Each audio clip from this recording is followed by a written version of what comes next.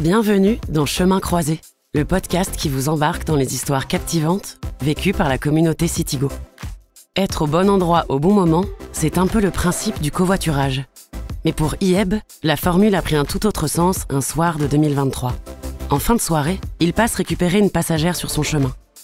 Une fois sur le lieu de rendez-vous, celle-ci ne répond plus, ni à ses appels, ni à ses messages. Ieb attend. Sa passagère ne vient pas. Au loin, une altercation entre un homme et une femme.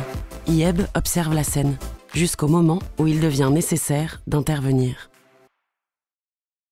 Je m'appelle Ieb, je suis ingénieur en informatique et en ressources humaines, j'ai 29 ans. Alors mon travail consiste à intervenir auprès des clients grands comptes du CAC 40 sur des problématiques informatiques. Je travaille à Levallois, mais je vis à Champigny, en région parisienne. En parallèle de mon travail, j'ai pour projet d'ouvrir un restaurant. Citigo, c'est une application que j'utilise fréquemment, principalement le soir, après le travail. Je suis souvent chez mes clients et j'effectue régulièrement des trajets de 40-50 km, voire plus. Conduire, pour moi, c'est une passion. Je suis conducteur sur Citigo depuis 2017. L'incident dont je vais parler, ça s'est passé l'an dernier à Paris, alors que je devais retrouver une passagère en direction du 77. Ma passagère partait de Paris, pas loin de mon travail, donc j'ai accepté la demande de covoiturage. Mais une fois arrivé à l'adresse qu'elle m'avait donnée, c'est là que les problèmes ont commencé. J'ai essayé de l'appeler une première fois, pour lui dire que j'étais arrivé. Bon, pas de réponse. Elle répondait pas non plus sur la messagerie de l'application. J'ai rappelé, ça sonnait dans le vide. Alors après avoir tenté de la contacter plusieurs fois, sans succès, j'ai fini par tomber sur sa messagerie vocale. Une fois l'enregistrement terminé, vous et pouvez je lui ai raccrocher. laissé un message. Et j'ai attendu patiemment. Le fait qu'elle réponde pas, ça me paraissait un peu bizarre. Parce qu'elle avait de super bonnes notes et super bonne évaluation sur l'appli, et ça avait pas l'air d'être le genre de passager à demander un trajet puis à laisser le conducteur en plan, quoi. Donc j'ai commencé à penser que peut-être il lui était arrivé un problème ou un contretemps ou un souci. D'habitude, si un passager a du retard et qui m'a pas prévenu, j'attends pas forcément. Si on partage le trajet, il faut que tout le monde soit ponctuel, c'est comme ça. Mais là, le fait que ce soit une femme et qu'elle ait par ailleurs de très bonnes évaluations, ça m'a mis le doute. Alors j'ai continué à attendre.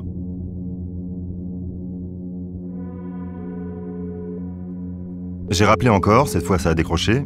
J'ai entendu des bruits vite fait, puis de nouveau rien. Et la communication a été coupée.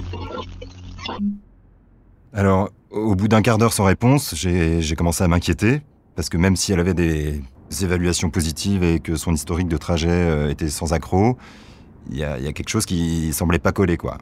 J'étais toujours dans ma voiture quand, là, un peu plus loin dans la rue, j'ai vu qu'il y avait une femme qui avait l'air triste, la mine renfrognée, les larmes plein les yeux, et qui tenait toujours son sac contre elle. Elle avançait rapidement.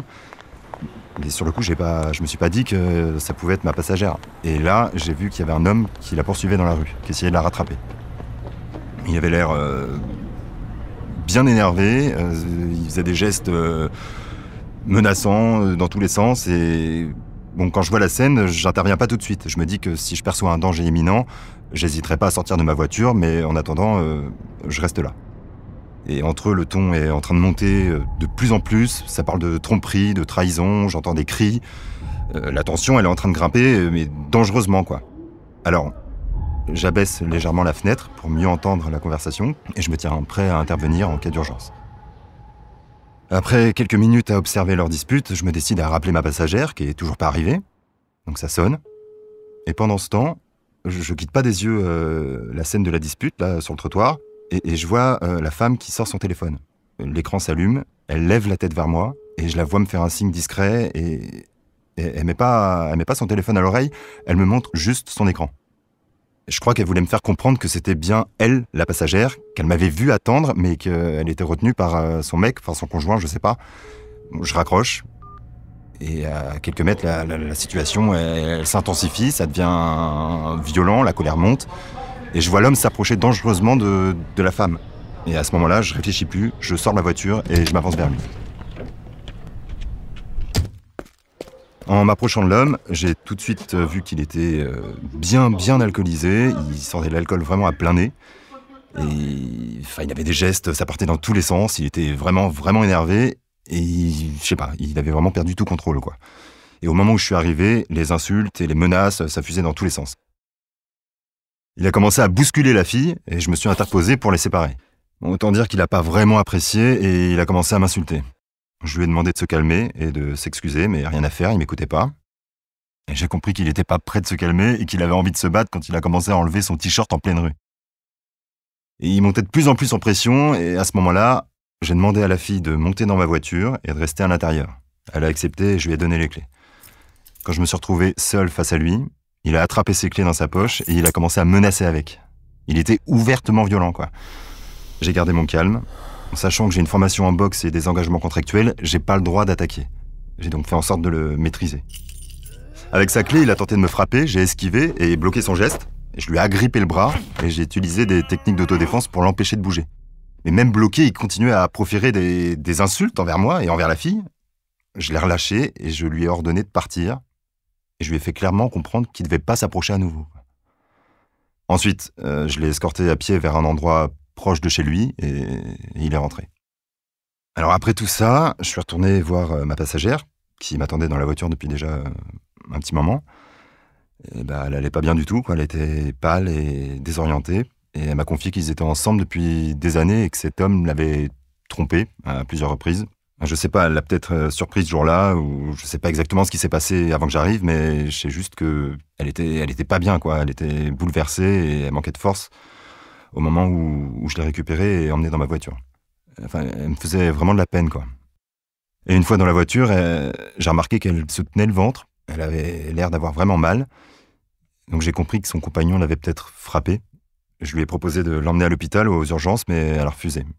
Donc je savais pas trop quoi faire. Je lui ai demandé si ça lui ferait du bien qu'on s'arrête pour manger un bout dans un bar-restaurant avant de prendre la route. Et elle m'a dit oui. Et c'est là qu'elle m'a raconté son histoire.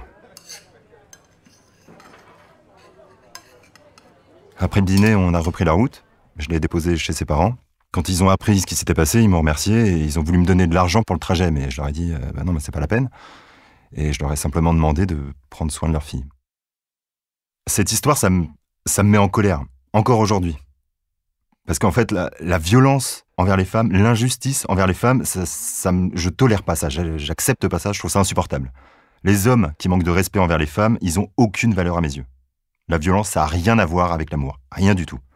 Ça, c'est une histoire que j'oublierai pas. Je suis fier d'avoir pu intervenir, mais ça m'a également choqué aussi. En tant que membre de la communauté Citigo, on n'est pas seulement là pour partager des trajets ou amener les gens à destination. On est aussi là pour rendre service et être solidaire. Tout le monde n'a pas les moyens de se déplacer facilement, donc quand on est conducteur, on est là pour aider. Et selon moi, pour que la communauté fonctionne, c'est important de savoir avec qui vous faites votre trajet. Et pour le comprendre, on a besoin que la communauté donne des avis sincères sur les utilisateurs dans l'appli. Plus on en sait et mieux c'est. Ce jour-là, par exemple, en me fiant à l'historique de ma passagère, j'ai compris qu'il s'agissait d'une situation bizarre, inattendue, et si j'avais pas eu ces informations, je serais peut-être parti sans attendre. Ce qui serait passé dans ce cas-là, j'ose même pas y penser.